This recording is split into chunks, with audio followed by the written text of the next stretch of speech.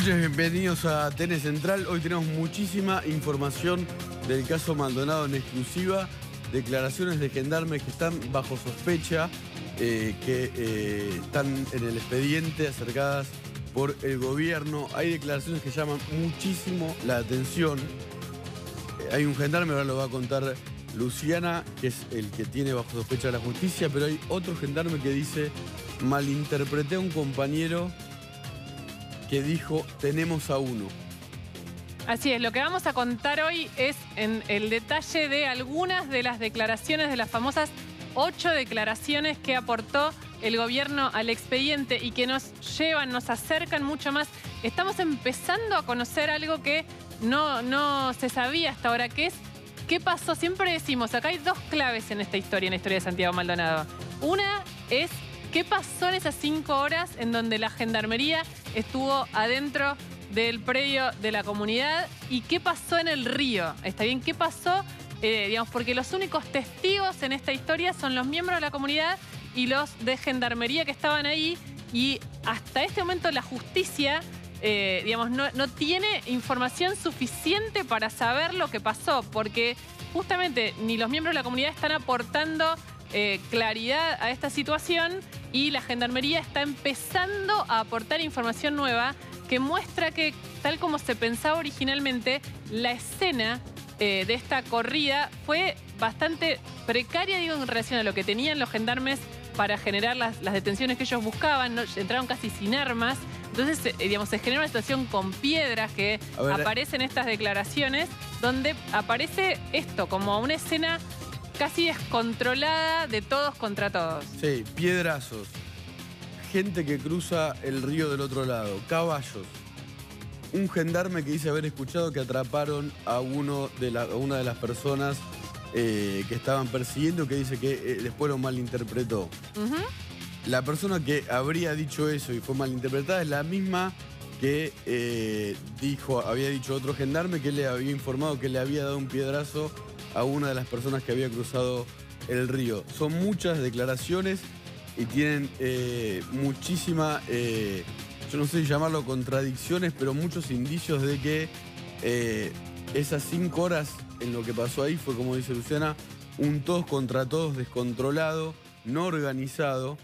Ya la ministra Patricia Bullrich, por ejemplo, habló de Robledo, el gendarme que tiró una piedra, que eso es algo que no puede hacer un gendarme.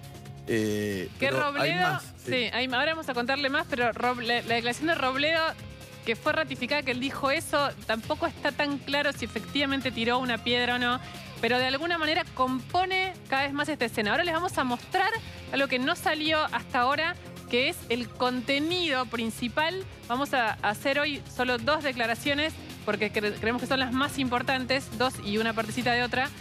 Y la principal tiene que ver con Echazu. ¿Se acuerdan que Echazu es un personaje clave? No está imputado, está bien, es más que probable. Desde acá hasta el sábado, cada uno de los que estamos nombrando van a declarar de manera testimonial ante el juez. Esto es importante.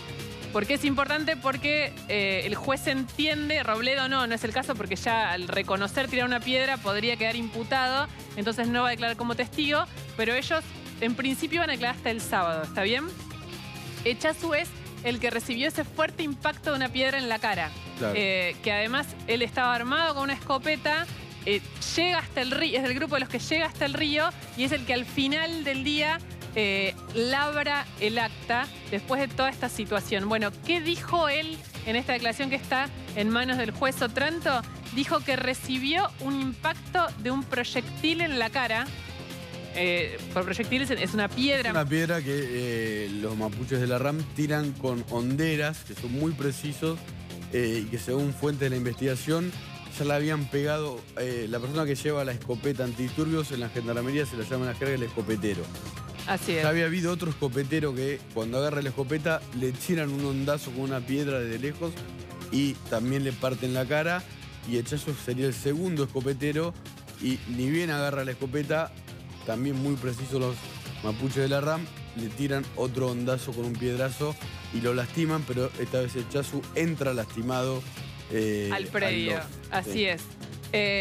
¿Cómo sigue su declaración? Dice que cuando llegan al río, él escucha insultos que provenían desde el río. ¿Por qué? Porque es esto que venimos relatando en esta corrida digamos, de entre los gendarmes y los miembros de la comunidad que habían cortado la ruta y que habían tratado de retomar ese corte de ruta a los piedrazos. En esa corrida, cuando ingresa la gendarmería, se van acercando al río. El río es una barranca abajo, está llena de árboles, es un lugar muy amplio. O sea, es muy difícil, acá vemos imágenes. Sí. Si un gendarme está en una punta y el otro en la otra, lo que está sucediendo es casi imposible, ni te cuento si está arriba mirando. No, el río mide 800 kilómetros de largo, obviamente, no dentro de toda la comunidad, sino que desde Río Negro hasta el mar, la comunidad, el predio tomado tendrá alrededor de 1.500 hectáreas y obviamente es muy largo el río, pero y es varios poca gendarmes... gente la que estaba ahí adentro en relación a la superficie. Entonces, si uno sale corriendo para un costado, no es que vos lo en todo sentido, tanto los miembros de la comunidad como los gendarmes, es muy difícil que alguien pueda garantizar lo que pasó en cada uno de los momentos de los lugares de este predio. ¿Qué dice Echazu también? Que él no observó disparos y que no observó a ninguna persona. Él llega hasta acá. Pero dice esto, después es el que le abre el acta. Pero ¿qué pasa? Del resto de los gendarmes sí se encuentra que efectivamente vieron personas cruzando el río y hay uno que es clave, que se llama Vera, y ahora vamos a ver otro más que se llama Fortunato, pero Vera es una persona, uno de los gendarmes que empezó a sacarse la ropa para cruzar el río. ¿Qué dice? Los manifestantes atacaron con piedras utilizando sus gomeras y boleadoras. Sí, boleadoras que fueron después ¿cómo es?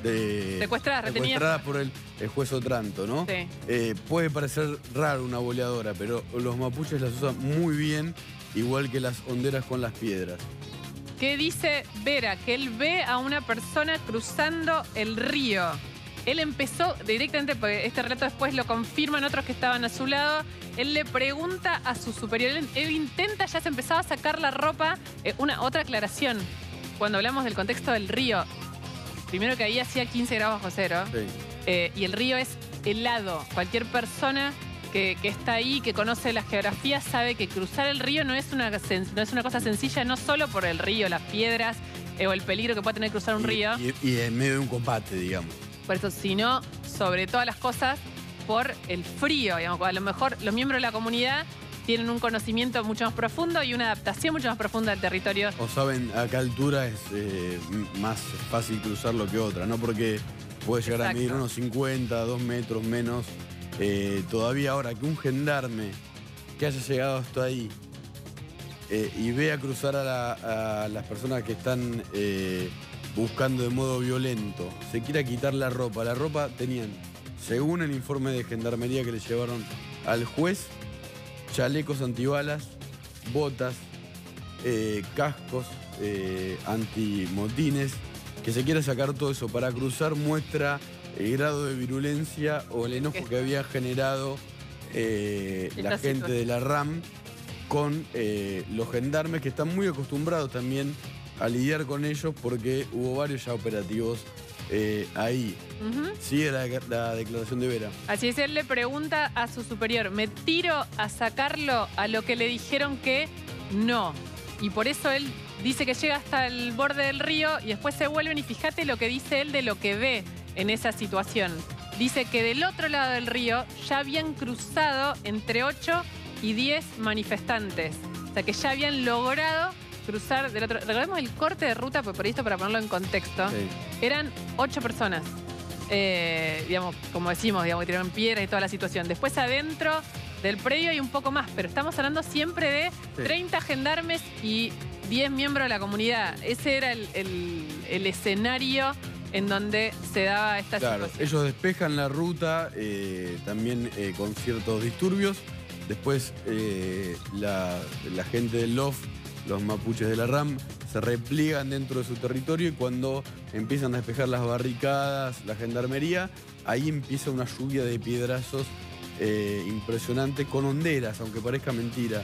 Y son muy precisos, porque al primero que le dan es el primer escopetero y después le dan al segundo, que es el que se mete. Que dice Vera también, del otro lado del río, esto va en línea con lo que ayer contábamos cuando mostramos el testimonio de Robledo, que es este que reconoce haber tirado una piedra chiquita, que dice que le dan la espalda a uno, pero que ese uno cruza el río y que cuando se da vuelta lo insulta. Vera también sostiene lo mismo. Del otro lado del río lo siguen insultando y tirando piedra. Provocando, ¿no? En la declaración que contábamos ayer, que en un momento se especuló que podía haber lastimado Robledo a alguien, Robledo en realidad se le tiró una piedrita y acá aparece un personaje clave que es mencionado en 2 declaraciones. Santiago Peloso. Robledo dice, el que me dijo que yo le pegué a alguien fue Santiago Peloso. Y es la misma persona que el gendarme Fortunato, ¿no? Exactamente. Declara que él también había llegado hasta el río y que malinterpreta a Peloso diciendo este textual que es fuerte. Tenemos a uno. Fortunato dice que malinterpretó a Peloso diciendo tenemos a uno. Y después lo que dice es que él entiende que lo que en realidad pasaba era que ahí cerca de donde estaba Vera, dice que los que estaban bien cerca de la orilla, uno era Vera, y en realidad había una persona en ese momento cruzando de espaldas y que por eso le entiende que malinterpretó, porque después hablando, esto si se quiere puede parecer confuso, pero esto lo que muestra también es la confusión de esta escena, de lo que pasó ahí y de la situación en la que estaban todos. Como decimos, hay otro dato para destacar, la Gendarmería que había ido en ese momento a mantener el desalojo de la ruta no estaba preparada para la situación que siguió. No está preparada porque no eran una brigada antidisturbio, están solo para ir y de alguna manera marcar posición en la ruta para que no vuelvan. Y esto, con lo cual tenían solo, como decías, 2 escopetas. No tenían, de hecho se ve que en un momento llevan palos. Sí, bueno, esto también lo aclaran en el expediente. Dice que llevaron palos, escopetas, chalecos antibala, cascos y 9 milímetros que solamente se quedaron, según la Gendarmería, con los conductores de los autos en la ruta. Volvamos a la declaración de Fortunato. Dice, yo malinterpreté a mi compañero Peloso cuando escuché decirle tenemos a uno. En ese momento, dice Fortunato, que había varias personas cruzando el río a nado, pero una que lo estaba como siguiendo el curso del río entre la vegetación, como cerca de los gendarmes, ¿no? Insistimos, Fortunato dice, malinterpreté a Peloso diciendo tenemos a uno. ¿Qué palabras habrá dicho Peloso que puedan ser malinterpretadas? No lo sabemos. Pero se empieza a conocer, como decía Luciana, que la Gendarmería que entró ahí, entró como también estaban los de adentro, desorganizados, a los piedrazos, y tal vez esto empiece a echar claridad sobre qué pasó justamente en un lugar clave que fue mencionado por muchos de los protagonistas del caso, el río Chubut, y cómo la gente de la RAM lo cruzó a nado. Y es muy impresionante la imagen que describe Luciana de uno de los gendarmes.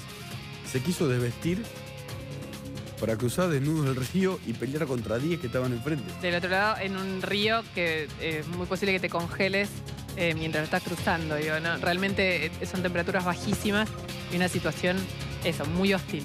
Sí. Vamos a seguir con el tema Maldonado porque tenemos un tape inédito. Tenemos también información sobre el amigo, entre comillas, de Maldonado, que fue el que aportó un buzo e información de que había llamado él al teléfono de Maldonado. La familia dice que no es amigo y más información.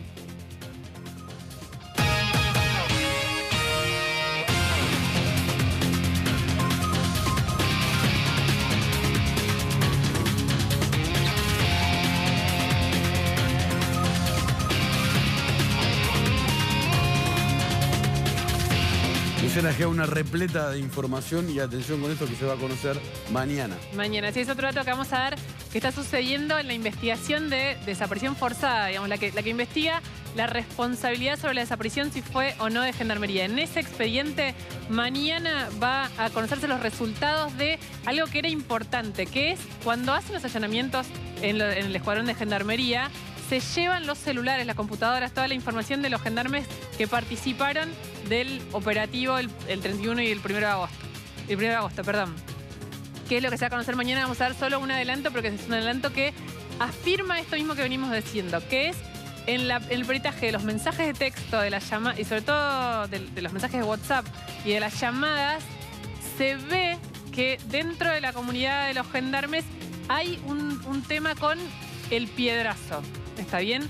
Hay un mensaje de la mujer de uno de los gendarmes a él diciéndole: vos, digamos, no, lo del piedrazo, no se menciona, no te pegues a eso, no. Si el otro tira una piedra, vos no, de alguna manera no te emparentes, no lo cubras. El textual no lo tenemos, pero la información es certera y es esta, que lo que muestra no es que hay un gendarme que taxativamente ya se sabe que hizo algo en particular, sino esto que estamos contando ahora, que es abona la escena. Esta escena donde finalmente se acercaron al río, donde la situación estaba bastante fuera de control y donde hubo escenas de violencia que no se sabe entre eso y la actualidad, donde estamos buscando, digamos, todos los argentinos y Santiago Maldonado, qué fue lo que pasó. Claro, tampoco hay pruebas jurídicas sólidas de que en todo este enfrentamiento haya estado Santiago Maldonado ahí, ¿no? Exactamente. Esto hay que aclararlo también. No hay pruebas jurídicas sólidas que en todo este enfrentamiento y la gente que haya cruzado el río, por ejemplo, haya estado Santiago Maldonado, pero algo pasó en la gendarmería, que como cuenta y adelanta Luciana, que mañana se va a conocer un poco más entre los mensajes de la familia. Un experto en seguridad a mí me dijo, ni bien empezó el caso, es muy difícil que en una localidad como Esquel, siendo tan chiquita y con 30 gendarmes más 2 de otro escuadrón que hayan participado de esto no se empieza a conocer más o menos rápidamente. Y hasta me dijo esta persona, la gente le cuenta a su esposa cuando llega a la casa y se va a conocer más o menos qué fue lo que pasó, pero insistimos, no hay pruebas sólidas que indiquen que Maldonado está dentro del loft cuando pasó todo esto. Ahora, que la gendarmería actuó de un modo descontrolado, tal vez en minoría y siendo atacada con piedrazos, boleadoras, con gente que los insultaba y que ellos ya de algún modo los conocen. Porque él es muy chiquito, Leleque es muy chiquito, ya entraron varias veces ahí, ya fueron apedreados, lastimados. Los hermanos de Facundo Jones Wala estaban ahí adentro, algunos. John Wala está en un juicio, está por ser extraditado y está preso.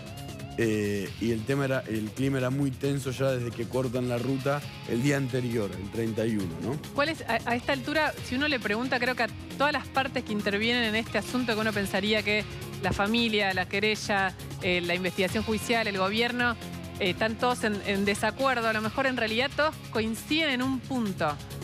A esta altura se sabe mucho más lo que decíamos recién sobre la escena, sobre esto, el contexto de la situación. Pero no hay nada hasta ahora que dé un indicio fuerte sobre por qué no aparece Santiago Maldonado. O sea, no hay, realmente no lo hay, no lo tiene nadie de los que están profundamente metidos en esta investigación. Insisto, ni siquiera desde las querellas. No hay todavía un elemento que diga por qué Santiago hoy no aparece. Digamos, se puede llegar a esta instancia de a lo mejor fue herido en el río, fue herido en esta situación, pero ¿por qué no aparece Santiago? Es algo que nadie puede decir con certeza y tampoco esta información de gendarmería un poco más cercana a lo que pasó ahí y el tono de lo que pasó en esas horas ayuda a saber eso, digamos, por qué no hay ningún rastro de Santiago Maldonado. Sí, toda esta información fue aportada por el Ministerio de Seguridad a la Justicia y, por ejemplo, hay detalles de por qué no se puede determinar o llegar a algún indicio que tenga que ver con Santiago Maldonado. Ni siquiera sabe el gobierno y no sé si la justicia cuánto medía Maldonado. Que puede ser un dato importante porque uno de los gendarmes dice al que le tiré el piedrazo, que no sabe si le pegó, medía 2 metros. El gobierno nacional entiendo que no tiene el dato exacto sobre eso, que tal vez podría dar algún indicio y que no está cubriendo, porque estas declaraciones, ¿no?, las aporta el gobierno nacional a la justicia y pueden ser reconstruidas por fuentes del caso. Hubo una búsqueda muy particular que se hizo el 16 de agosto en el lugar, buscando a Santiago Maldonado con perros. Tenemos un video en exclusiva que Nacho Otero ya nos lo había relatado en su momento, que es un video de perros en el lugar, en el río, y encuentran algo. Vamos a verlo.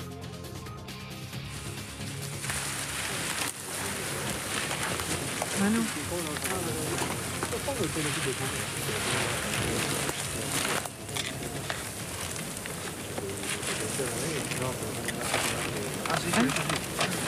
¿Quieren ver el collar? Ahí lo que estamos viendo es a gente de la Policía Federal encontrando un collar que podría ser o no de Santiago Maldonado, que según las pericias después se determinó que no había material, entiendo que genético o biológico para determinar si era o no de él. Pero encontraron en esa orilla de ese río Chubut, que paradójicamente en lenguaje tehuelche significa transparente, encontraron este collar después de que entraron con perros, después de que el guía de un can le insistió a la gente del LOF que le diga dónde había dormido Maldonado, si es que había estado ahí, y hay dos mujeres mapuches que le dicen en un principio que no había dormido ahí porque durante toda la noche la gendarmería había estado disparando hacia el lugar, cosa que no está probada para nada, hasta que en un momento le dicen, le señalan un lugar en el río donde un perro llamado Duque olfatea algo que tiene que ver con Maldonado y después se encuentra esto que estábamos mostrando, ¿no? Un collar de alguien que podría ser Maldonado, como nos había detallado en su momento Nacho Otero. Este video es inédito. Ahí están guardando la prueba. Y se ve un poco cómo es el lugar, ¿no? Ahí, en medio de eso, es que ocurren los piedrazos, los gritos, que un gendarme escucha. O sea, ese es como para que tomemos una idea. Esa es la orilla del río, digo, para que pensemos que esa orilla es bastante amplia. Perdón. Es bastante amplia y en ese lugar se desplegaron los gendarmes y los... Bueno, este es el video de la policía encontrando el collar y vamos a ver al juez Otranto, al juez del caso, en el lugar y la gente, los investigadores explicándole qué es lo que habían encontrado ahí, como estamos viendo ahora en esa orilla, que se ve que es de una vegetación muy tupida y muy difícil y en la que algo definitivamente pasó. ¿Y el personal de criminalística levantó algo que ustedes habían encontrado? Sí, con un colmillo de plástico, con un cuerillo que estaba con unas pinturas resaltantes de la parte del frente de una tirica negra que estaba unido al suelo y una inicial que tenía en la parte de arriba, que no sé si era la S o la T.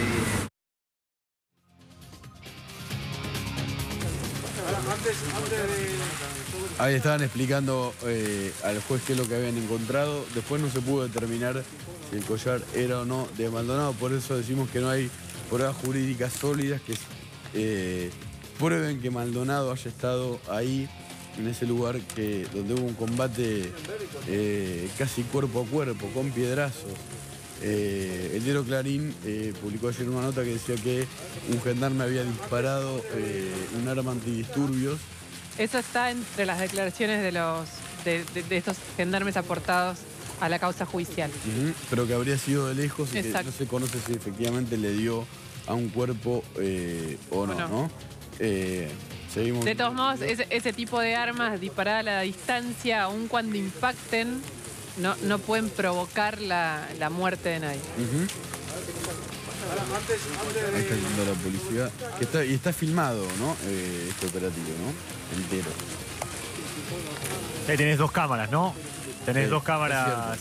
Está la cámara que está Bien, tomando Rodrigo a la Alegre. persona que está levantando el collar y tenés el contraplano de la otra cámara que seguramente es la que enfoca el collar levantado en el lugar. Obviamente que ustedes tienen más información y lo ven siguiéndose bastante, pero hay que ver si estuvo a la intemperie este collar, si se pudieron levantar rastros y demás, ¿no? Y lo que sospechan es que se puede haber mojado, que puede haber Por la descripción del lugar que contabas vos recién, que está a la orilla del río, la humedad, el viento, obviamente que los especialistas y seguramente los peritos que levantan los rastros podrán ver si pueden tomar algún rastro de ADN o no que ayude a llegar la información. En principio no, y Nacho Otero nos había explicado una cosa que es fundamental para las autoridades y los investigadores. Uno de los perros en un rastrillaje, primero se hizo un rastrillaje el 5 de agosto y después el 16. Uno de los perros, ya con rastros del ADN de Maldonado, quiere cruzar el río, vuelve, se mete en esos lugares y eso podría ser un indicio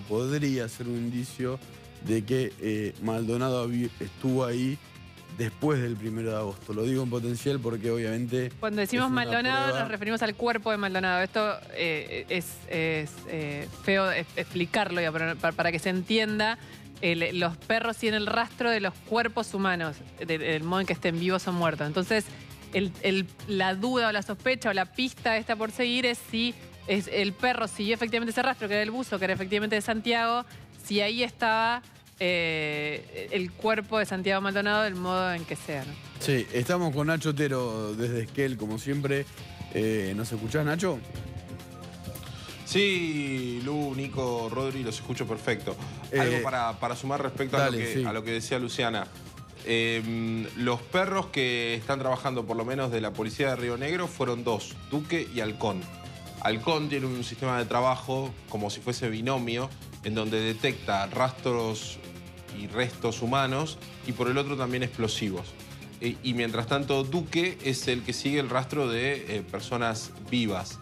La pregunta es, bueno, ¿qué es lo que significa que el 16 se hayan encontrado rastros en el lugar de olor respecto a lo que es un terreno en donde los rastros de olor duran 24 horas apenas, ¿no? Entonces la pregunta que tiene la justicia es esa. Es una pregunta que tiene la justicia desde hace mucho tiempo, prácticamente desde el 16, y todavía no encontró una respuesta para esa pregunta, ¿no? O sea que es una hipótesis, tiene que ver con un peritaje que no es completamente científico. Se especula que tal vez Maldonado estuvo vivo en el lugar cerca de esa fecha cuando entran estos perros. Sí, es una de las preguntas, ¿no? Todavía no tienen mucha certeza qué significa. Estaban esperando los resultados de ADN como para poder tenerlos en cuenta. Lo cierto es que el resultado de ADN vino y comprobó que el buzo sí había tenido ADN de Maldonado y el buzo aparentemente no había estado en la comunidad. ¿Cuál era la pregunta de la justicia hasta ese momento? Bueno, hay un hecho que es que en las comunidades hay ciertos olores y aromas que lejos de identificar a un individuo en particular, identifican a un vecino de esa comunidad.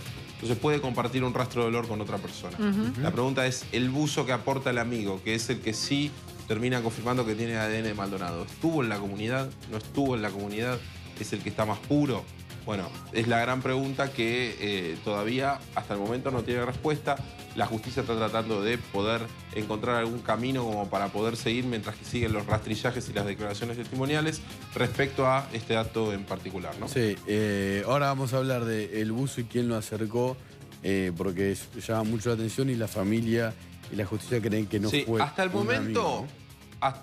Hasta el momento los rastrillajes no están participando perros. Hasta el momento. Puede que eso cambie.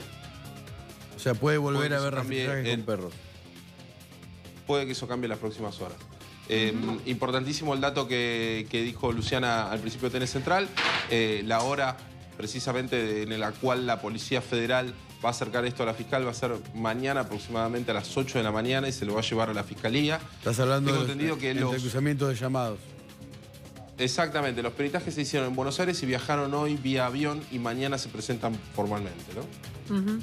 Y Nacho, ¿sabés, tenés información de cómo seguiría la causa más allá de esto?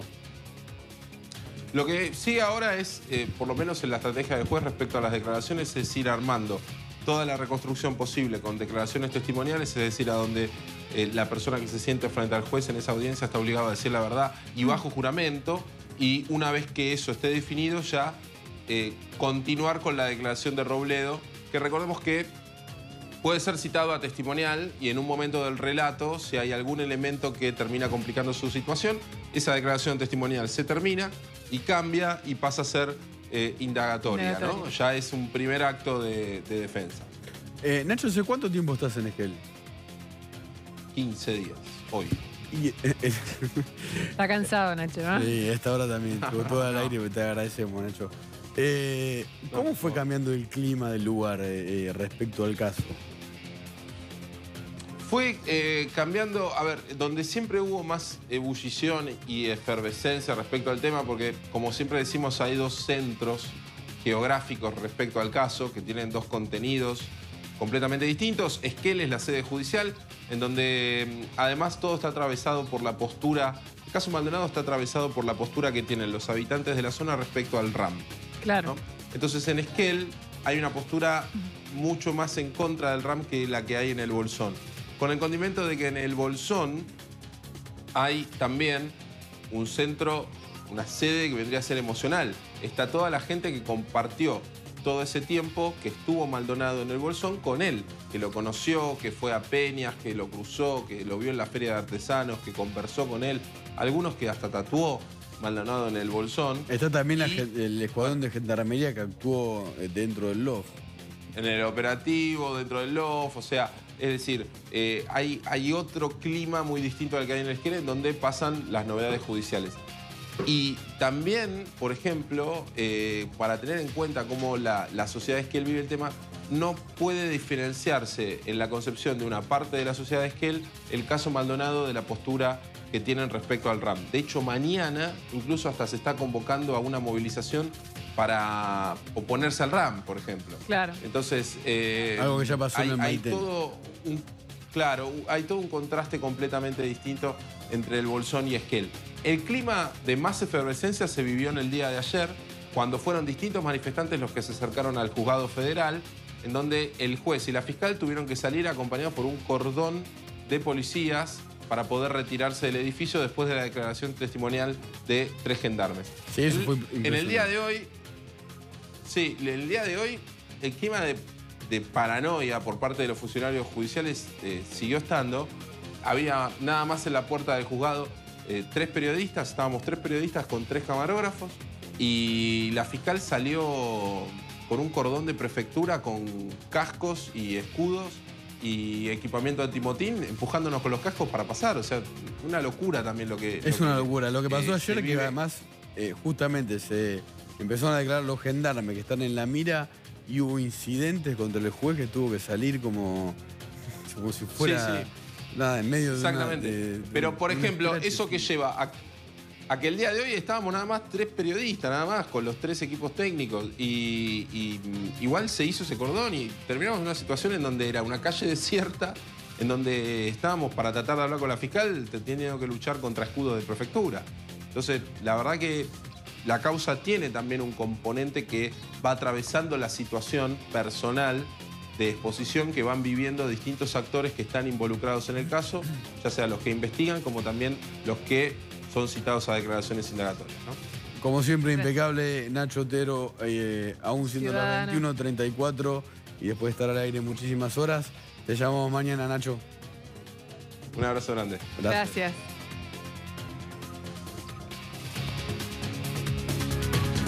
Vamos a hablar de un personaje clave en esta historia.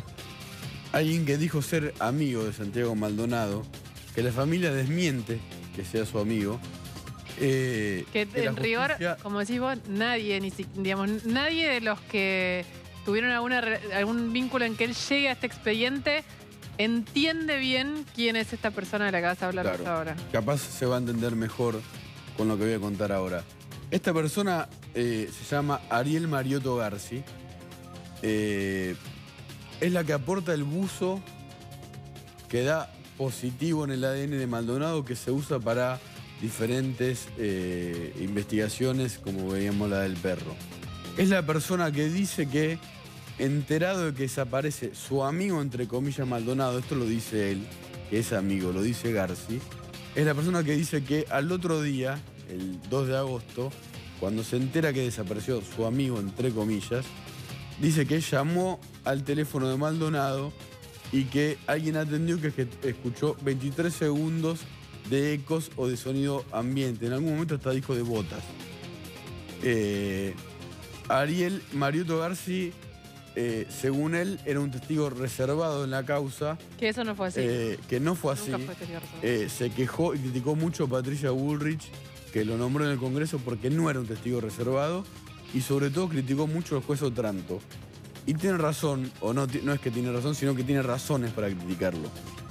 Ariel Mariotto Garzi, que se dijo a ser amigo de Maldonado, pero no hay ninguna prueba, es una persona que estuvo presa por participar de acciones violentas de la resistencia ancestral mapuche de Facundo Jones.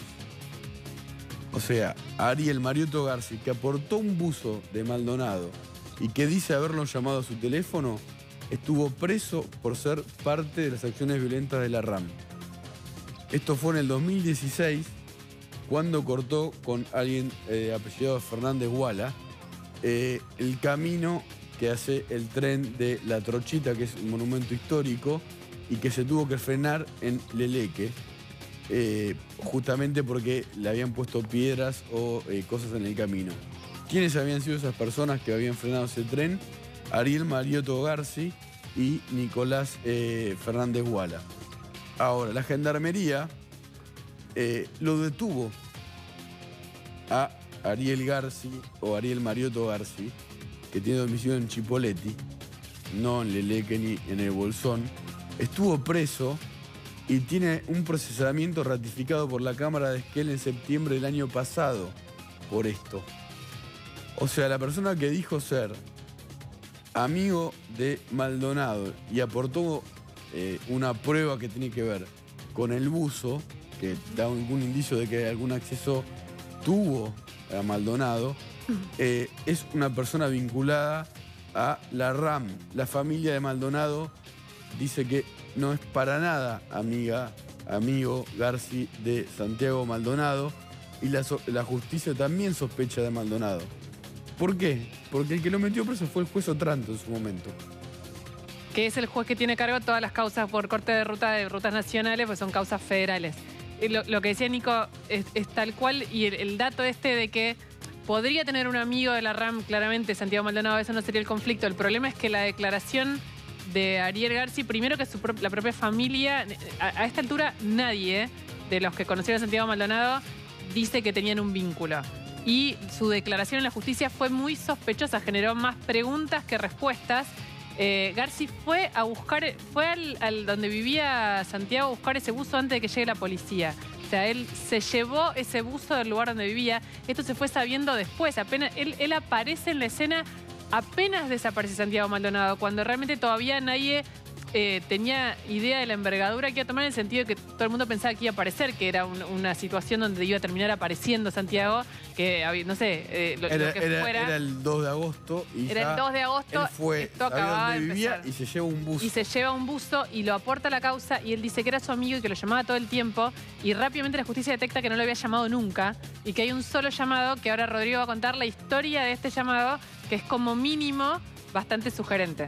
Claro, es el llamado del 2 de agosto que dura 23 segundos, que sucede a las 15:18, que lo cuenta Ariel Garzi en la declaración del 7 de agosto. Acá está marcado y vemos el llamado. Este es el teléfono. Esto es documentación del llamado. Esto es documentación del llamado. Ahí está el número de teléfono de Ariel Garzi, que es el que aporta él, que es el 00, el que termina en 0012, característica de Neuquén, y el teléfono de destino, que es el teléfono de Santiago Maldonado. Eso dice él. La conversación dura 23 segundos. Esta fue el 2 de agosto a las 15:18 y 29 segundos. Esta llamada es la que estaba por estas horas investigando la justicia, que mencionábamos en TN Central el día lunes.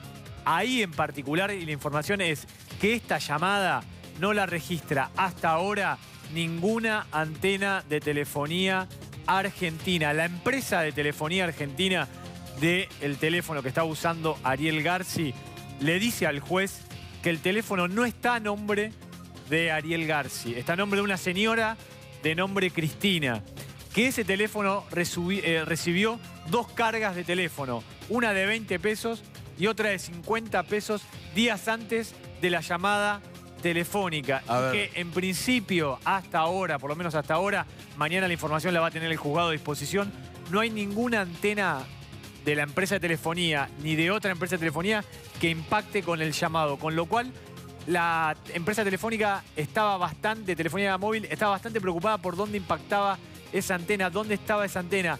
En principio, y es lo que se va a conocer en el día de mañana, con seguridad, es que esa antena pertenece a una empresa de telefonía celular chilena. O sea que el que llamó estaba en Chile cuando llamó. En principio, o lo tomó una antena de teléfono. Bueno, pero tenés que estar físicamente cerca. O estás muy cerca de la frontera o te tomó. A ver, y esta vas a ver mujer, mañana. Cristina, digamos, no se sabe quién es. No, en principio lo que presume hasta ahora la investigación y que mañana se va a conocer con más detalle es que este teléfono era un teléfono prepago, que lo que tenía este chico era un chip. Ah, ok. Y que lo ensambló en un teléfono y que llamó por teléfono, que venía utilizando de esa manera el teléfono. Pero el teléfono no está en nombre de él, es una línea prepaga, hace 2 cargas de teléfono de 20 pesos y de 50. Y un dato que no es menor y que también se va a agregar en las próximas horas, es que aparentemente no hay llamadas anteriores de este teléfono al teléfono de Chile, de Santiago. Que era dice parte él de que su era declaración. de Santiago Maldonado, que era parte de su declaración. Y Ariel Garci todo esto lo dice, y esto figura en el expediente, grabado, digamos, lo graban su testimonio y tienen un soporte de esto que contó ante la justicia. Mañana se va a saber, obviamente, va a haber más información respecto a este llamado, pero hasta acá es la información y lo que hace generar muchas sospechas, ¿no? Tenés vos fuentes muy fidedignas. A ver, Garci entonces, según la familia, no era amigo de Maldonado. Había estado preso por acciones violentas de la RAM. Tenía un buzo que fue a buscar al lugar donde vivía Maldonado antes de que se empiece... Antes de que llegue la policía. Antes de que llegue la policía, de que el caso se masifique, porque Maldonado efectivamente llevaba un día desaparecido. O sea, había habeas corpus, pero llevaba un día. Y esta persona va y se lleva el buzo. Dice que lo llamaba siempre y no lo llamaba siempre. Dice que lo llamó de su teléfono y no era su teléfono. Y dice que lo llamó desde la Argentina y por la información que tiene Rodrigo y que tal vez ya llegue la justicia mañana, no estaba en la Argentina ese teléfono.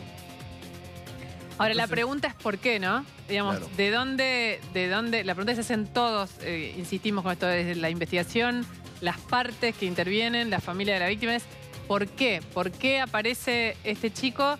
Y déjame agregarte un dato más. Él dice que era testigo protegido, graba un video diciendo que era testigo protegido. Cierto. Y después Nacho Otero, acá es cuando dice que era testigo protegido. Ahora veamos el video. No era, y Nacho Otero nos ha contado que no era. Así es. Y esto está en el... Él grabó este video y acá es donde dice... Claro, acá es donde cuenta él que fue a declarar y que era testigo protegido y que finalmente... Digo, él no fue a declarar bajo esta figura. No. A ver. Para nada. Esto, digo, también hay que aclararlo, digamos. ¿Qué es lo que está pasando? Se abre un poco y se empieza a separar, a pesar de que hay muchísimas dudas y todavía no hay tantas certezas, se empiezan a saber algunas cuestiones. Obviamente que esto tiene que exculpa a la Gendarmería. No, para nada. Por lo menos no vincula a Santiago Maldonado con la RAM. Al revés.